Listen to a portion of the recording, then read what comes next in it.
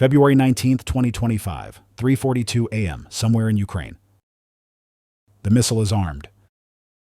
Ukrainian officers stand around the TEL, Transporter Erector Launcher. The vehicle is hidden in a forest clearing 200 kilometers from the Russian border. Camouflage netting covers everything. Electronic warfare systems jam radar signals. On the missile, precise coordinates: Moscow, the Kremlin. Distance, 680 kilometers. This is the weapon nobody is supposed to know Ukraine has. But they have it, and they're about to use it. Navy warfare reveals the 4 minutes that almost triggered nuclear war, and how American intelligence saved Moscow. The weapon is called Grom-2. Officially, Ukraine doesn't have ballistic missiles capable of reaching Moscow. The Budapest Memorandum of 1994 required Ukraine to give up its nuclear weapons and long-range delivery systems. They complied. Every ICBM was destroyed. Every strategic bomber was scrapped. But Ukraine kept the scientists, the engineers, the knowledge. In 2018, Ukraine's defense industry began developing the Grom-2, a short-range ballistic missile, official range 280 kilometers, designed to hit targets in occupied territories, perfectly legal under international agreements. The official range is a lie. The actual range is 700 kilometers, enough to reach Moscow. The Ukrainians built it in secret, tested it in secret, deployed it in secret. Even their Western allies didn't know for years. Until American intelligence figured it out. January 2025. The war situation deteriorates. Russia launches a massive winter offensive, 500,000 troops, thousands of tanks, air superiority. The assault focuses on eastern Ukraine, Donetsk, Luhansk. The goal, capture all of Donbass before spring. Ukrainian forces are outnumbered 3-1. They're losing ground. Casualties are mounting. Western military aid is delayed by political gridlock. The situation is desperate. President Zelensky faces a choice: continue conventional defense and slowly lose, or escalate. Strike Moscow. Force Russia to negotiate. The hawks in Kiev argue for escalation. Putin only understands force. Hit him where he lives. Make the war real for Moscow. They've been bombing our cities for 3 years. Time to return the favor. The doves argue against. Strike Moscow and Putin will go nuclear. This ends civilization. We can't take that risk. Zelensky listens to both sides, then makes his decision. Strike Moscow. February 18th, 2025, the preparation begins. The Grom-2 missile is transported from a secret storage facility near Vinnytsia. The convoy moves at night. Electronic warfare vehicles jam satellite surveillance. The missile reaches its launch position by dawn. The target is carefully chosen. Not the Kremlin itself. That would be seen as attempted assassination of Putin. Not civilian areas. Ukraine isn't a terrorist state. The target is the Ministry of Defense headquarters, a military target, legitimate under laws of war. But it's in central Moscow, 3 kilometers from the Kremlin. The psychological impact will be massive. February 19th, 3:30 a.m., final launch preparations. The missile is erected. Fuel is loaded. The warhead, conventional explosive, 500 kilograms, is armed. The navigation system receives final coordinates, wind data, atmospheric conditions. Everything must be perfect. The launch officer receives authorization from Kyiv. The code is entered. The system goes green. Launch in 12 minutes. But 800 kilometers to the west, in a classified facility in Germany, American intelligence is watching. 3:33 a.m. National Reconnaissance Office satellite detects unusual activity. The KH-11 optical spy satellite passes over western Ukraine. Its camera can read a license plate from 200 miles up. In infrared mode, it can detect heat signatures through cloud cover. The analyst sees it immediately. A heat signature consistent with missile fueling operations. The pattern matches Ukrainian TEL vehicles. But something is wrong. This TEL shouldn't be there. That location is 200 kilometers from the front line, too far back for tactical missiles. Unless it's a strategic weapon. The analyst flags the image. Priority alert. Within 90 seconds, it reaches the U.S. Strategic Command. Within 3 minutes, it's on the president's desk. The assessment is immediate. Ukraine is preparing to launch a ballistic missile. Probable target, Moscow. 3:36 a.m. emergency conference call. President, Secretary of Defense, National Security Advisor, CIA Director. They're all on the line. The satellite imagery is on their screens. The CIA Director speaks first. We've suspected Ukraine has been developing long-range missiles. This confirms it. That's a Grom-2 TEL, range sufficient to hit Moscow. They're fueling now. Launch window is 10 to 15 minutes. The President asks the critical question. Are we certain it's not Russian? Could this be a false flag? Negative, sir. Signal intelligence confirms Ukrainian military communications in that area. This is real. Ukraine is about to strike Moscow. The room goes silent. Everyone understands the implications. If a ballistic missile hits Moscow, Putin will retaliate, probably with nuclear weapons. Ukraine has no nuclear arsenal, but NATO countries supporting Ukraine do. This could escalate to World War III. The President makes a decision. We warn Moscow immediately. The National Security Advisor objects. Sir, that means revealing our intelligence capabilities. The Russians will know we can see their territory in real time. It compromises our satellite network. I don't care. We're not letting Moscow get hit without warning. Millions of lives are at stake. Make the call. 3:38 a.m. The hotline activates. The Moscow-Washington hotline, officially called the Direct Communications Link, established after the Cuban Missile Crisis in 1963 to prevent nuclear war through miscommunication. It's been used rarely. Today, it might save the world. The American message is brief and direct.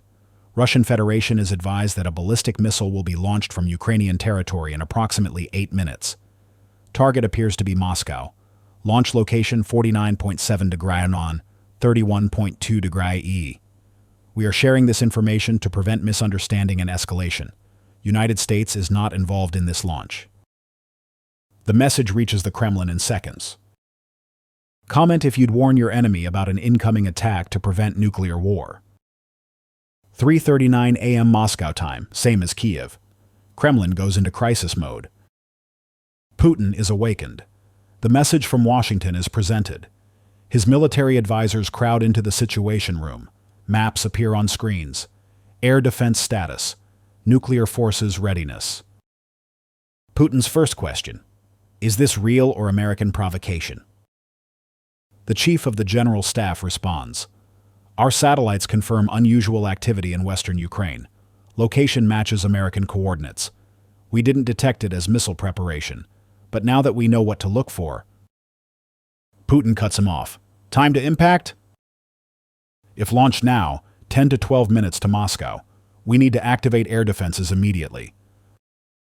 Putin doesn't hesitate. Activate everything. S-400, S-500, Pantsir. Every system in Moscow defense zone. Shoot it down. 3:40 a.m. Moscow air defense activates. The Russian capital has the most sophisticated air defense network on Earth. Multiple S-400 Triumph batteries, the new S-500 Prometheus system, Pantsir short-range systems, all integrated, all linked to early warning radars. The system was built to defend against NATO cruise missiles and aircraft. Today it faces a ballistic missile launched by a country Russia has been bombing for 3 years. The irony is not lost on Russian officers. 3:42 a.m. Ukraine time, the Grom-2 launches. The solid fuel rocket motor ignites, 80 tons of thrust. The missile climbs rapidly. Within 30 seconds, it's at 15,000 feet. Within 2 minutes, it reaches 80,000 feet. Peak altitude, 120 kilometers. Then the ballistic arc begins. The warhead separates from the booster. Navigation system activates. GPS coordinates locked. Target, 55.7558 DGN, 37.6173 DGE. Russian Ministry of Defense Headquarters, Moscow. Time to impact, 9 minutes 40 seconds. American satellites track the launch immediately. The infrared signature is unmistakable. Space Force confirms.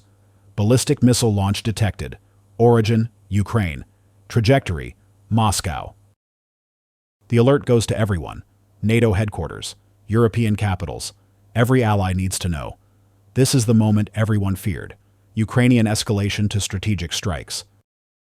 3:43 a.m. The missile climbs. Russian early warning radars at Armavir and Olenogorsk detect the launch 70 seconds after liftoff. The trajectory is calculated instantly. Impact zone, Moscow. Specifically, central Moscow. The air defense network receives targeting data. S-400 batteries at Narofominsk and Elektrostal lock on. The missile is still 600 kilometers away, too far for engagement, but they're tracking. In the Kremlin, Putin watches the display, a red arc on the map, originating in Ukraine, terminating in his capital. His generals wait for the order. Retaliate now? Launch nuclear weapons at Kiev? Strike NATO supply lines? Putin surprises them. Wait, let air defense do its job. If the missile hits, we respond. If we shoot it down, we respond differently. It's a rational decision. But in the next 9 minutes, anything can happen. 3:45 a.m. The missile reaches apogee. 120 kilometers altitude, the highest point of its arc. From here, it begins descent. Gravity pulls it down. Velocity increases. The warhead accelerates toward its target. Current speed, 4,800 kilometers per hour. Terminal velocity will be 6,500 kilometers per hour. Mach 5.3. That's hypersonic. Hitting a hypersonic target is extremely difficult. Russian air defense has trained for this. But training and combat are different. 3:46 a.m. First S-400 engagement. The battery at Narofominsk launches two 40N-6E missiles. These are the longest-range interceptors in the Russian arsenal. Range, 400 kilometers. Altitude, up to 185 kilometers. They climb to meet the descending warhead. Radar guidance brings them close. Then active radar seeker takes over. The missiles hunt for their target. The Ukrainian warhead is small. Radar cross-section of maybe 0.1 square meters. Hard to track. But the S-400's radar is powerful. 3:47 a.m. First intercept attempt. The two 40N-6E missiles reach the warhead's predicted position. Their proximity fuses activate. When they detect the target within lethal radius, they detonate. The first missile explodes 200 meters from the warhead. Shrapnel sprays outward. But the warhead is moving at 5,000 kilometers per hour. It passes through the debris field before most fragments arrive. The second missile gets closer, 80 meters, detonation. The shrapnel cloud is denser here. 3 fragments hit the warhead, small pieces of steel traveling at 2,000 meters per second. They punch through the warhead casing, damage the guidance system, crack the explosive. But the warhead doesn't detonate, doesn't disintegrate. It's wounded, but still intact, still heading for Moscow. 3:48 a.m. The warhead enters terminal phase. Altitude, 30 kilometers, descending at extreme velocity. The damaged guidance system struggles to maintain course. The warhead begins to tumble. Aerodynamic pressure increases. Moscow air defense launches everything. S-400s from multiple batteries, S-500 interceptors, Panzer guns lock on. This is the last line of defense. If these systems fail, the warhead hits central Moscow in 90 seconds. Wait for what happens when the warhead starts breaking apart. It's not what anyone expected. 3:49 a.m. Structural failure. The damage from the first intercept attempt weakens the warhead structure. Aerodynamic heating increases as it descends. The combination is catastrophic. At 18 kilometers altitude, the warhead casing cracks. Atmospheric pressure tears it apart. The 500-kilogram explosive core separates. The guidance system tumbles away. The explosive core is no longer guided. It's ballistic debris, still dangerous if it hits something, but no longer a precision weapon. Second S-400 battery engages the tumbling debris. 2 more interceptors launch. They target the largest piece, the explosive core. At 12 kilometers altitude, they intercept. Proximity fuses. Detonation. This time, the shrapnel shreds the explosive core. The Ukrainian warhead disintegrates at 11 kilometers altitude over Moscow's outskirts. The explosion is visible from the ground, a bright flash. But no nuclear detonation, no mushroom cloud, just burning debris raining down over unpopulated areas south of the city. 3:50 a.m. The threat is over. Russian air defense succeeded.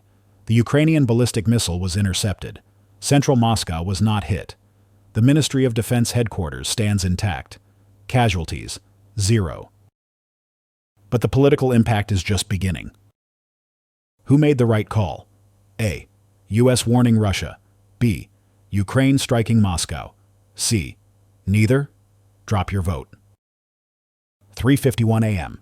Putin receives confirmation. The missile was destroyed. Debris fell in Podolsk district.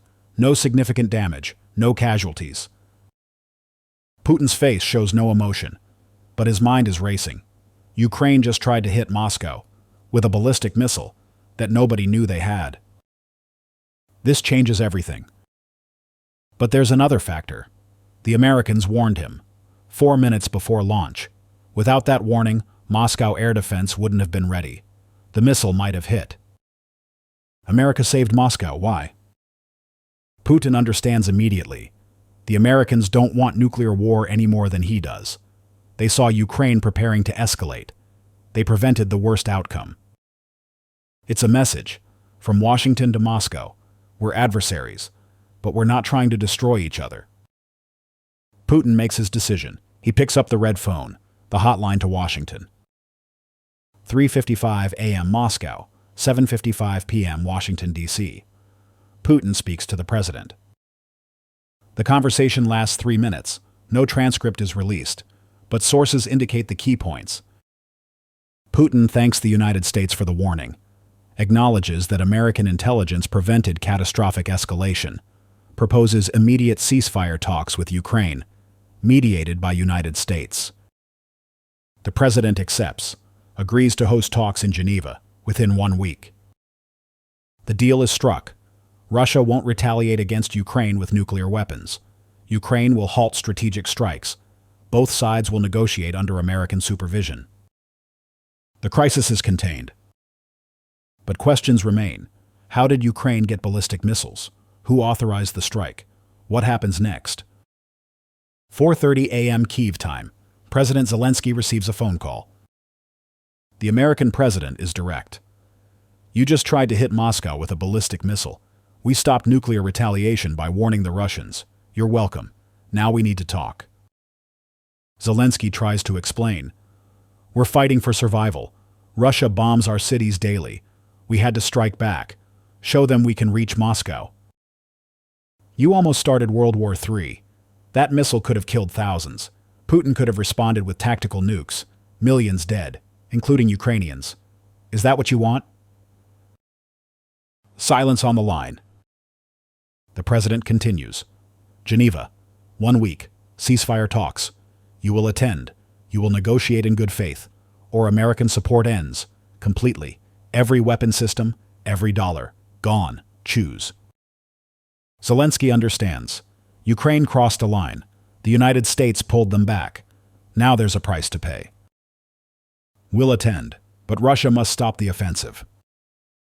They will. Putin agreed. Both sides freeze in place. Then we negotiate. February 20th, the world reacts. News breaks slowly. Initial reports are confused. Explosion over Moscow. Possible missile intercept. Then satellite footage appears. The launch from Ukraine. The intercept over Moscow. American intelligence agencies confirm the details. Global panic. Ukraine has ballistic missiles? They fired one at Moscow? Russia shot it down? The United States warned Russia? Every aspect is shocking. NATO holds emergency meeting. Allies are furious. Why didn't you tell us Ukraine had strategic missiles? Why did you warn Russia? Whose side are you on? The U.S. Secretary of State responds calmly. We prevented nuclear war. You're welcome. The room goes silent. Because it's true. Without American warning, Moscow might have been hit. Putin might have gone nuclear. Europe might be radioactive ash. Preventing that is more important than alliance politics. February 26th, Geneva talks begin. 3 delegations: Russia, Ukraine, United States as mediator. The format is unusual. Normally, talks would include EU, UN, other stakeholders. But this is streamlined. Speed is essential. The Russian position: Ukraine must never again strike Russian territory with strategic weapons. NATO membership is off the table. Crimea and Donbass status is negotiable. The Ukrainian position: Russia must withdraw to pre-2022 borders. Full sovereignty restored. NATO membership remains Ukraine's choice. War crimes accountability. These positions are incompatible, but that's where negotiation begins.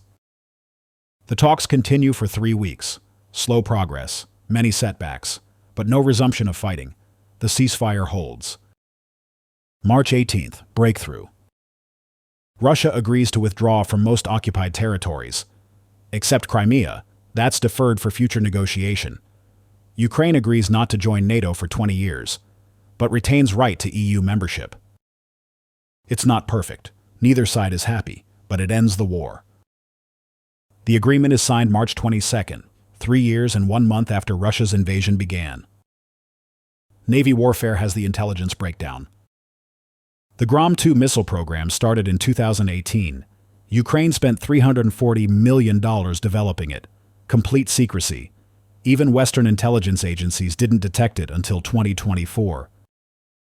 The missiles were built at the Pavlograd chemical plant, the same facility that manufactured Soviet ICBMs during the Cold War.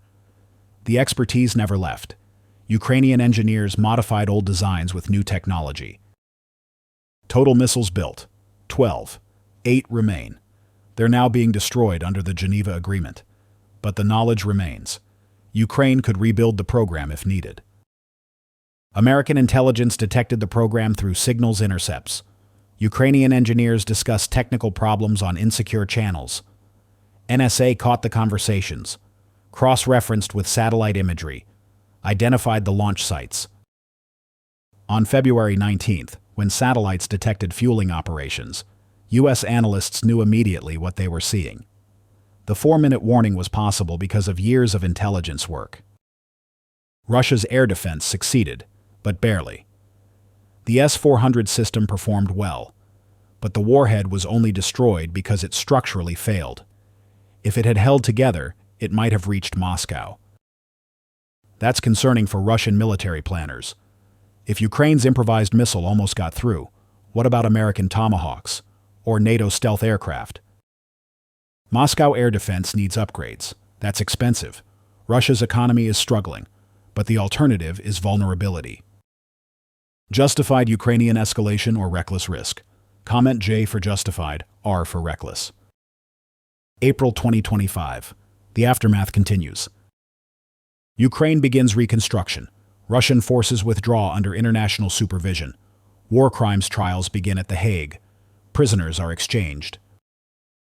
The February 19th incident becomes a case study. How close did the world come to nuclear war? 4 minutes. That's the answer. Without American intelligence, Moscow would have been hit. Without Putin's restraint, nuclear retaliation would have followed. Without quick diplomacy, Europe would be at war. 3 factors prevented catastrophe: technology, leadership, communication. May 2025, military analysis. Defense experts study the Grom-2 intercept. Lessons learned. 1. Ballistic missile defense works, but not reliably. Multiple interceptors are needed per target. Russia fired 4 missiles to stop 1 warhead. 2. Early warning is critical. The 4-minute warning allowed Moscow to activate all defenses. Without it, reaction time would have been insufficient. 3. Strategic communication prevents escalation. The hotline between Washington and Moscow proved essential. Direct leader-to-leader contact made de-escalation possible. 4. Covert weapons programs are dangerous. Ukraine's secret missiles almost caused nuclear war. Transparency and military capabilities might prevent future crises. These lessons get incorporated into doctrine. NATO and Russia both update their procedures. The goal: never get this close again. June 2025. Geopolitical implications. The February 19th incident changed U.S.-Russia relations, not to friendship, that's impossible, but to managed competition. Both sides recognize they need communication channels, need to prevent accidents, need to avoid nuclear war. The relationship is still adversarial, but with guardrails. China watches carefully. They're developing hypersonic missiles, ballistic missiles, strategic weapons. Beijing wonders, would America warn China about an incoming attack, or would they let it happen? The answer is unclear. The U.S.-Russia relationship has 70 years of history, nuclear close calls, diplomatic frameworks. The U.S.-China relationship is newer, less developed, more unpredictable. That's dangerous, because the next crisis might involve China, and the warning that saved Moscow might not save Beijing. July 2025, the missile defense debate. Congress holds hearings on American missile defense. The question, should the U.S. expand its systems to defend against larger attacks? The February 19th warning proved that U.S. early warning works. But could American systems intercept a missile aimed at Washington, or New York, or Los Angeles? The tests suggest maybe, but maybe isn't good enough when millions of lives are at stake. Defense contractors push for expanded budgets, more Aegis ships, more THAAD batteries, more ground-based interceptors in Alaska. Critics argue it's wasteful. We'll never have perfect defense. Better to invest in diplomacy, reduce the threats instead of trying to intercept them. The debate continues, but the budget increases, because February 19th proved that 4 minutes of warning can prevent nuclear war. That's worth paying for. Drop your prediction. Will U.S.-Russia cooperation continue, or return to pure hostility? Navy warfare needs your strategic take. August 2025, 6 months later. The Geneva Agreement holds. Russia and Ukraine aren't friends, but they're not fighting. The ceasefire is respected. Reconstruction begins. The Grom-2 missiles are destroyed. International inspectors verify. Ukraine retains defensive weapons, but no strategic systems, no weapons that can reach Moscow.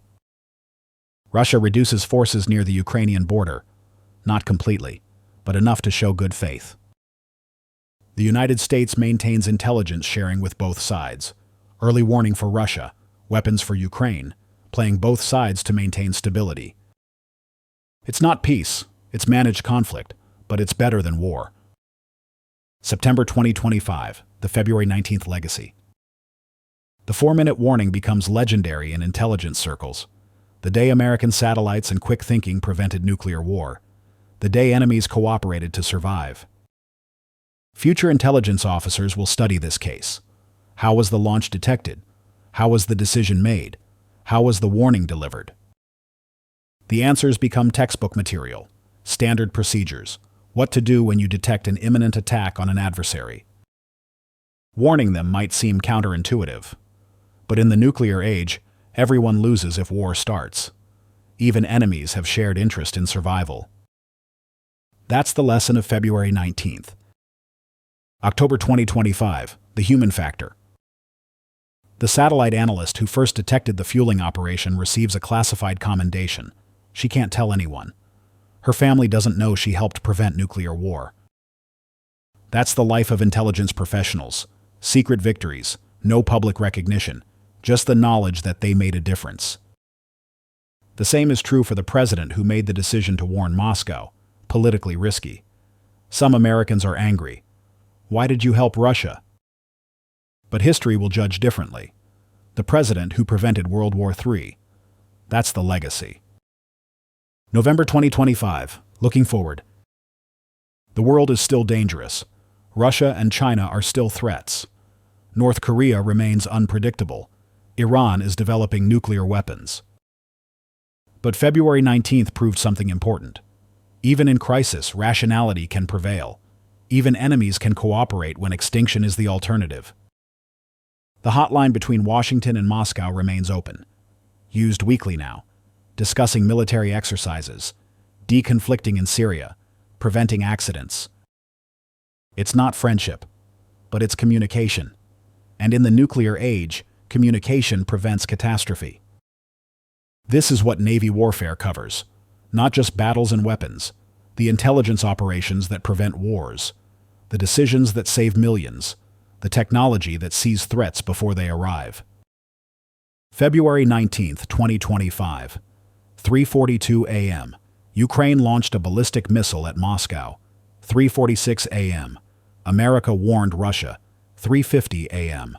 Russia intercepted the missile. 3:55 a.m. Crisis resolved. 13 minutes that changed history. All because American satellites were watching. American analysts were thinking. American leaders were willing to save an enemy to prevent nuclear war. That's strategic intelligence. That's responsible leadership. That's how you manage competition without destroying civilization. Subscribe to Navy Warfare, because the real stories aren't always about fighting. Sometimes they're about preventing fights. Sometimes the greatest victories are the wars that never happen. February 19th was one of those victories. The day Ukraine tried to hit Moscow. The day America warned Russia. The day the world stepped back from the brink. Real intelligence, real decisions, real consequences. Navy Warfare, where we cover the operations that save the world.